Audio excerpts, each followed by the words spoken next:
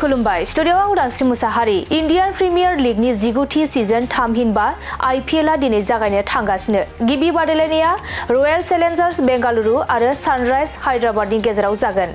नंगौ, दिनैनिफ्राय जागायगोन इन्डियान प्रिमियार लीगनि 19थि सिजन आरो बे बोसोरनि गिबि बादायलायनाया रयेल चेलेन्जार्स बेंगालुरु आरो सानराइज हायद्राबादनि गेजेराव जागोन। बे आइपिएल 19थि सिजननि बादायलायनाया बेंगालुरुनि एम सिन्नास्वामी स्टेडियामाव जागोन मोनाबिलिनि 7:30 रिंगानिफ्राय। मख'नो गोनांदि बे समाव बीसीसीआईआ आइपिएल 2020 नि गासै लीग खोन्दोनि समनि फारिलाइखौ फोसावदों। दिनैनिफ्राय जागायगोन इन्डियान प्रिमियार लीगनि 19थि सिजन आरो बे बोसोरनि गिबि बादायलायनाया रयेल चेलेन्जार्स बेंगालुरु आरो सानराइज हायद्राबादनि गेजेराव जागोन। बे आइपिएल 19थि सिजननि बादायलायनाया बेंगालुरुनि एम सिन्नास्वामी स्टेडियामाव जागोन मोनाबिलिनि 7:30 रिंगानिफ्राय। मख'नो गोनांदि बे समाव बीसीसीआईआ आइपिएल 2020 नि गासै लीग खोन्दोनि समनि फारिलाइखौ फोसावदों। दिनैनिफ्राय जागायगोन इन्डियान प्रिमियार लीगनि 19थि सिजन आरो बे बोसोरनि गिबि बादायलायनाया रयेल चेलेन्जार्स बेंगालुरु आरो सानराइज हायद्राबादनि गेजेराव जागोन। बे आइपिएल 19थि सिजननि बादायलायनाया बेंगालुरुनि एम